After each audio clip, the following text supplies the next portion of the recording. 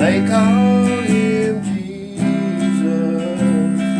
He came to love. Let's grab our basic instructions before leaving Earth, and let's see what the Creator, Father God, has in store for us today. Okay, I put Freemason, North Carolina.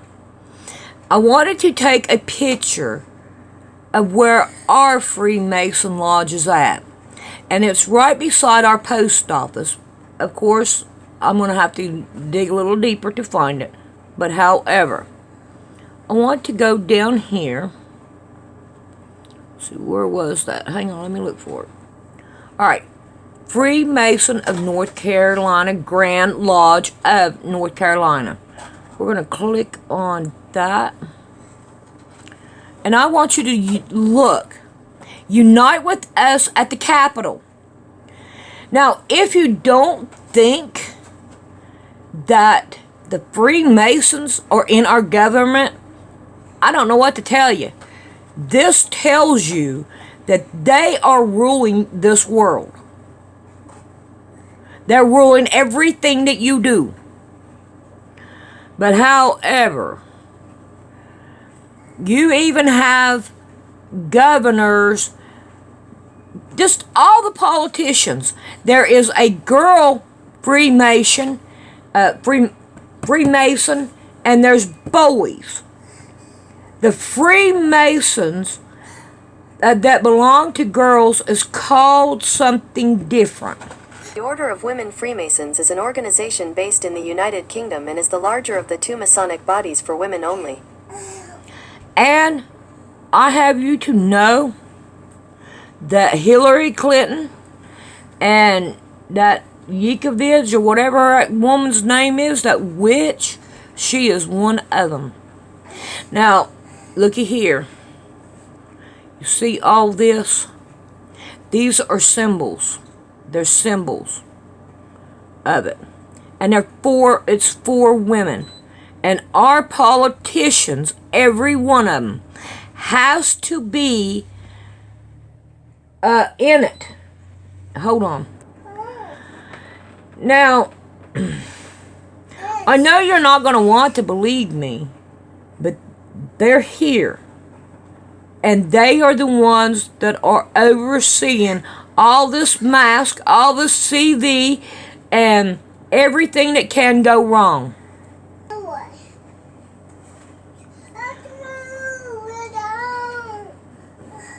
Numerology. Numerology is numbers that these people go by, like 666. Or it can be 222, which is a 6. Okay? So, numerology, there's so much in numerology. I'll have to find one video that I can show you about the numerology. Explanation of numerology. According to Wikipedia, numerology is any belief in the divine or mystical relationship between a number and one or more coinciding events. It is also the study of the numerical value of the letters in words, names, and ideas. It is often associated with the paranormal alongside astrology and similar derivatory arts. Okay, so let's look at some numbers. Alright. The Illuminati, Satan, and numerology, conspiracy theories about Jay. No, we want him. Okay, let's just go ahead and look at his. It's not going to be any different. Alright, this is not going to go the way I want to because you can't see it all. Alright, and numerology. You see the 4s that are there? See, he is Illuminati. You cannot be a movie star. You cannot be a music or any kind of anything that it's all, these are Satanists, okay? I'm sorry to tell you, but they are. It has been just over a month since Jay-Z's 4/4 album landed. Special attention has been paid across the board to the title track. Okay, this isn't going where I want it to. What would it be like to hear an angel speak? I mean, how would so much love and wisdom express itself at such a high level? According to Swedenborg, who says he's experienced it multiple times, it would be like numbers. Yep, numbers. Angelic speech can be directly translated into numbers. But aren't numbers kind of cold and confusing? Sort of the opposite end of the spectrum from poetry? So either the speech of angels doesn't really mean that much, or the alternative, these are fallen mean even angels. more than we thought. That they can be an expression not just of totals or ratios or patterns, but of meaning and process and higher truths. Stay tuned. Life. Today we're going to be talking about numbers and what Swedenborg thought about numbers. We're a niche program here, but hopefully we find something, as we always do, that relates to life as a whole and the broader human experience. Can we find? Okay. This right here he has on his shirt is called a phoenix. And the phoenix is a what's that word called, where they're extinct, and they're expecting this phoenix to rise up out of the ashes. Okay, now if I can remember it, I'll try to do a video on it. I don't know, but here we go. The meaning packed into these little digits here. My name is Curtis Childs, and we're going to be looking at the meaning of numbers according to Swedenborg, and we're going to find a lot of those numbers, I'm going to say almost all of them, in the text of the Old and New.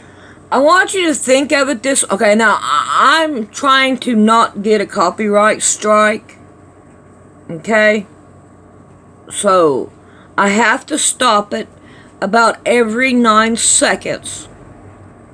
Okay, now I have to say that the alphabet belongs to God. You have a beginning and an ending, and that signifies earth. Okay, now God made the numbers, don't get me wrong, because they go on to infinity. So therefore, you cannot come up with a number that is not a right number. Okay, so numbers, since it is infinity and it does show that there is a creator God that keeps on going and going and all, Satan has hijacked numbers. Testaments, but that's just because Swedenborg was so focused on those texts. The meanings we find here should be applicable across everything. We will delve a little bit into other subjects too, but just to warn you, you're going to be seeing some Bible in here tonight, and hopefully that that's been on your mind. Why are there all these obscure, detailed numbers in the Bible, and what does it tell us, and why do people feel the way they do about numbers? Is there more to the whole thing? We're going to look into it, and we're going to begin by investigating the inner life of numbers. Alright, so like I said, I have to stop it. Numbers are in the Bible. If you take like all eights and read chapter 8, verse 8, chapter 8, verse 8, in any of them, you're going to start seeing a pattern of what is being said.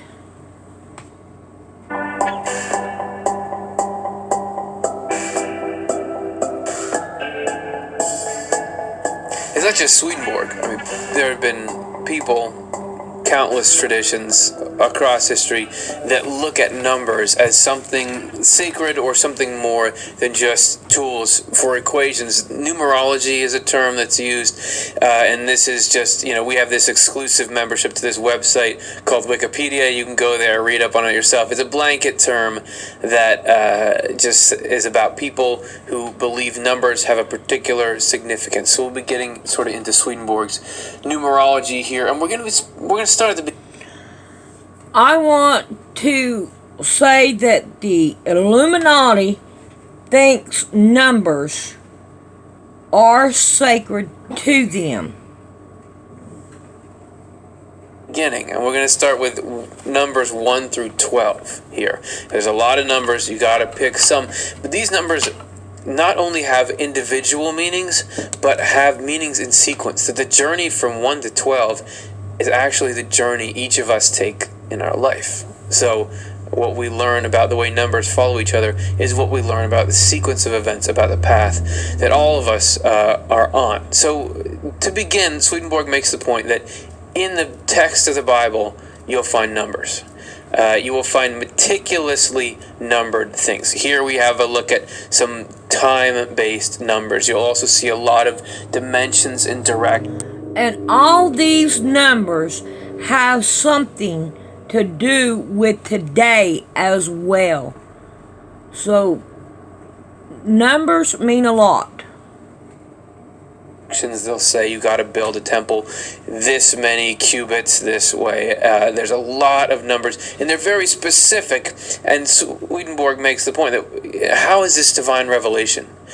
Why go into this much detail about things that are no longer happening? Why take up so much time with those? He's saying that all of those numbers are symbols for something.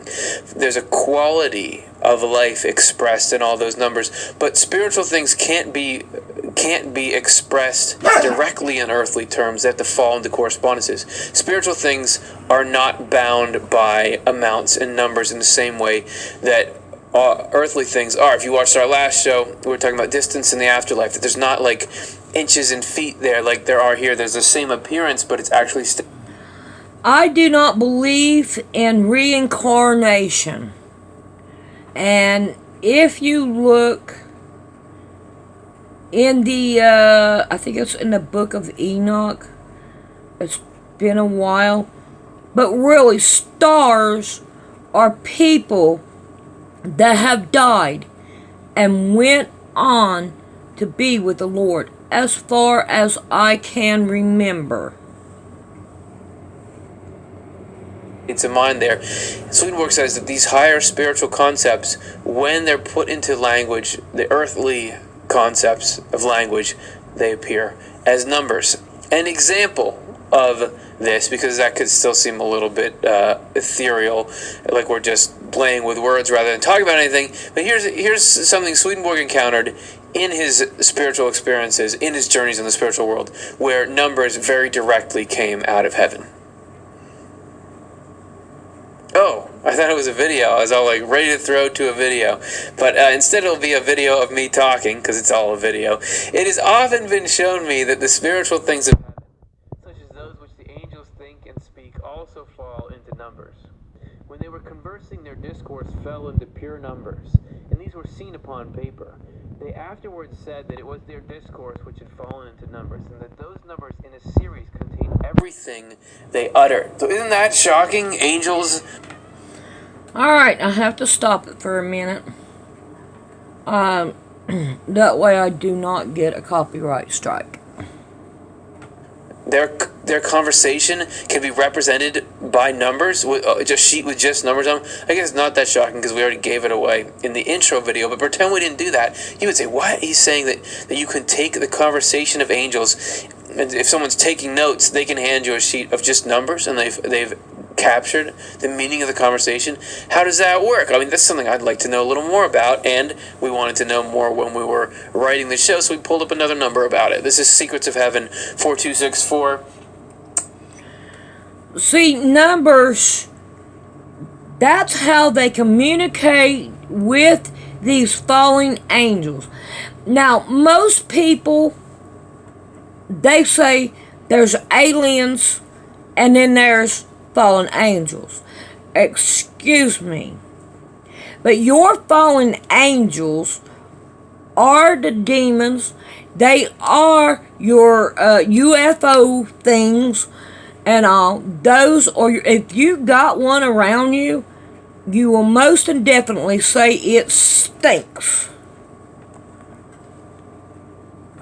He says, and this was surprising to him as well. He didn't think of this before he began having these experiences. To my astonishment, I have occasionally observed that when the speech of angels filters down into the world of spirits, so we're talking about two different parts of the spiritual world, from higher to lower, it falls into rhythms of various different counts. Now, that word counts. This is the New Century Edition translation of this work.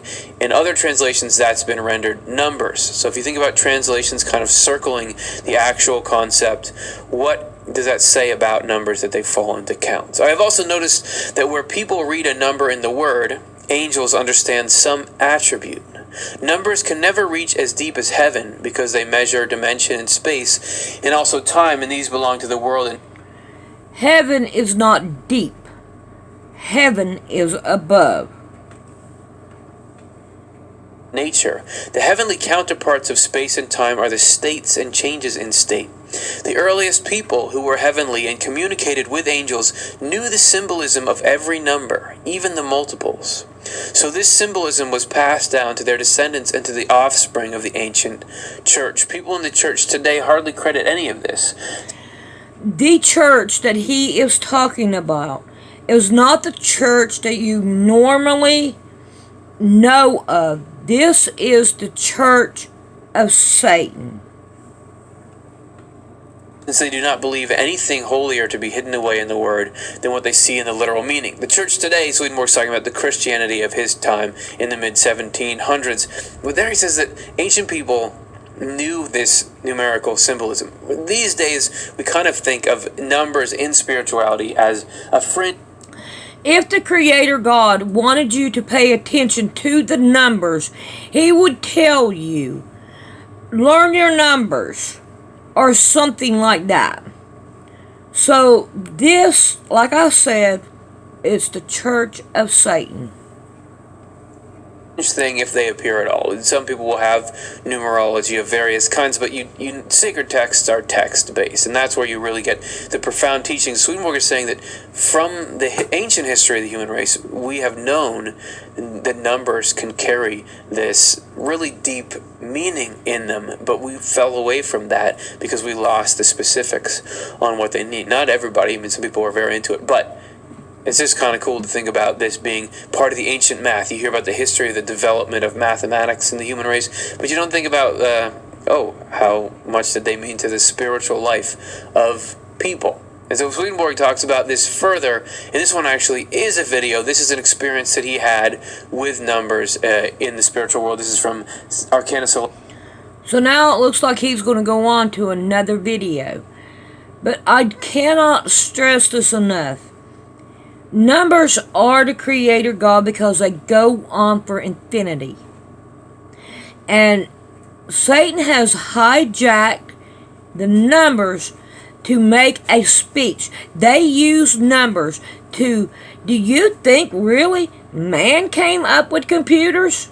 Do you think that man really came up with vehicles or anything like that? They can't make it to heaven. They're like idols. Okay? So, now I want to make that clear. And there's more. Last shot, or Secrets of Heaven, 10127. Spiritual realities are meant by all numbers in the Word, as is very well known in the next life, where sometimes sheets of paper full of numbers are sent down from heaven to spirits below. Those spirits who receive influx from the Lord see in them a whole chain of realities meant by the numbers, just This is Lord Satan. as if letters had been used. I too have been allowed on several occasions to see such sheets of paper, and also I have been told about certain of the most ancient people. Have you seen paper falling from sky? with numbers all over it? I haven't. Didn't hit it right. Who inwardly lived in fellowship with angels, that they used numbers to embody matters of importance to their church and heavenly arcana, and stored those numbers away for themselves as a way of remembering. From this it becomes clear that all numbers in the word serve to mean spiritual realities. Are there some kind of relics somewhere, or some sort of shrouds or shards of pottery, that we could find that would have... I would have to tell him, yes, there is. It's all in the Vatican. The Vatican is a Satan worship. They don't believe in a creator God. Check them out. Numbers on them, and how would people represent numbers back then? But apparently this was a custom, according to Swedenborg, that we know the deepest truths of religion, of spirituality, when to write them in these numbers. And this was from the people who, Swedenborg says, were living in community with angels in the deeper levels of their bodies. So they really understood deep truth, and numbers were something important to them. And this is a little further from Swedenborg about how numbers are communicated in heaven and across different heavens. This is from Heaven and Hell 263. I have also seen written materials in heaven comprising nothing but numbers arranged in a pattern and series. I have to ask, who is Swedenborg? Just like the writing of letters and words, and I have been told that these writings come from the inmost heaven, whose heavenly writing comes out as numbers for angels in the lower heavens when thought from the higher heaven flows down. I have also been told that this numerical writing enfolds mysteries, some of which cannot be grasped by thought or expressed in words. All numbers do in fact correspond, and have meaning depending on their correspondence, just as words do, but with the difference that numbers represent general entities and words specific ones. Since one general entity... And I have to say, like 911.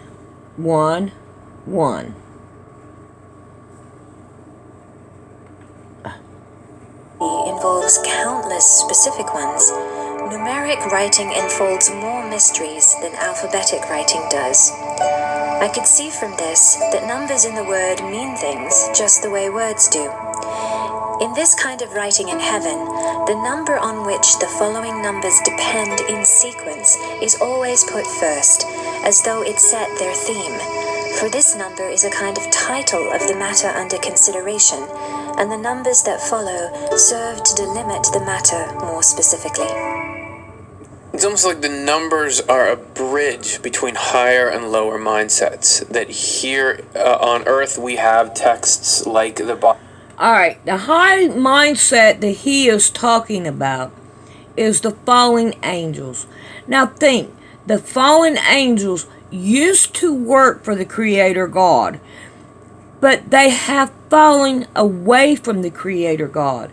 Therefore, they use numbers to express what they want to say. And numbers can hold meaning. For us, these are spiritual concepts with an earthly container, because that's the best way we can understand them. But even within heaven, according to Swedenborg, higher angelic thought is manifest as numbers. And that numbers, did you catch that he said, numbers can communicate in ways that words can't, because they can express generalities rather than just a few specific examples. So maybe some kind of underlying core principles rather than specific examples or manifestations of that. And he says that numbers are seen in a lot of ways. It's not just on sheets of paper. They appear on the walls. They come down. This is the way you get communications from higher levels of thoughts. And so why numbers? Why are numbers a bridge? Have you got any numbers from this? Anything at all? Alright, I think you have enough on here to understand about some numbers. Walk into your church and check out the rings that are on a man's hand, and see if you do not have a Freemason in your church. Now this is the all-seeing eye, and I think it's of Horus. I cannot remember because it's been a while since I've done this. I just know these things when I see them. And I know, this isn't right. So, as you could tell, they have very many things. And yes, it's on the back of your dollar bill. Your back of your dollar bill, they are fixing to put the pyramid right on top of the broken pyramid. In other words, you got all kinds of cameras everywhere you go. Can you go anywhere without a camera on you? No. Therefore, you have all kinds of eyes on you. And these eyes are keeping up with whatever you do. Did you know that there is a patent out there? W-O-2-O-2-O-6-0-6-0-6 that they are keeping up with your body movement. And some guy, don't know who it is, I haven't figured that one out yet, is making money off of every time you move. Now, it's your body activity is what he is going by. So, whatever, it's okay if you don't believe me, but I do know that you got all these rings. Now we're in the rings. I want you to look at them. And did you know that Solomon had a ring that would be able to take care of the demons? So I have not personally myself really picked up one of these rings and looked at it. But I could tell you from the pictures with the serpents on it and with the, they're Freemasonry. They have a Bible underneath the, I was running out of space. The obelisk in Washington. And there is a Bible underneath there. Now, if you look at these obelisks, you're going to find out there is one in every country. And what it is there was a god that got into a fight with another god. Don't ask me, I can't remember the names, I remember the story. But one of them chopped the other one up. And I think it was Isis, and she went to try to find the body parts of her lover that he had cut up. They were fighting over her, from what I can remember from my study. But however, his private part was the only part she could not find. So now they worship the members of the man body right there. And if you look at it closely on the ground, you have a circle on the right that meets on the left, and you have a circle on the left that meets on the right. And if you look at it closely, you will see that it looks like a woman's butt. Now, this, you don't have to believe me, but you will see that there's so much idol worship in the politics. Who is the Ouroboros? According to Wikipedia, the Ouroboros or Ouroboros is an ancient symbol depicting a serpent or dragon eating its own tail. Okay, so this goes back in years and years. Let's check out this video right here because it's really close. Alright, now this is the Ouroboros.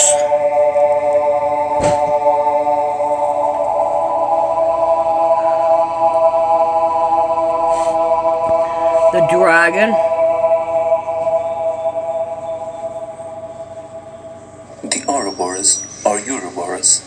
ancient symbol. It is typically shown as a snake or dragon eating its own tail. It comes from the Greek word ora, which means tail, and boros, which means eating. It is said to represent the cyclic renewal of life, infinity, rebirth, and continuous cycles. The Ouroboros eats its own tail to sustain its life, in an eternal cycle of renewal. Life feeds on itself. It shows the cyclical nature of the universe and samsara. Apart from the religious symbolism across cultures, it is often associated with alchemy, Gnosticism, and Hermeticism. The Ouroboros, or similar symbology, is found in almost all ancient civilizations, as most of them recognize the cyclic nature of the universe.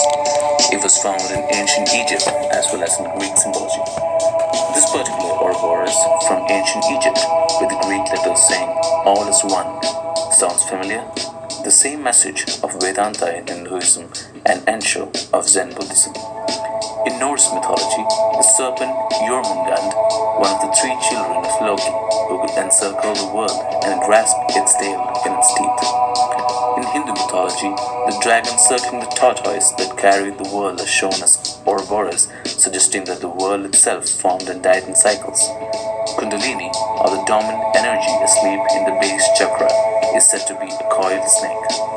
Following are a few representations of the Ouroboros across different cultures.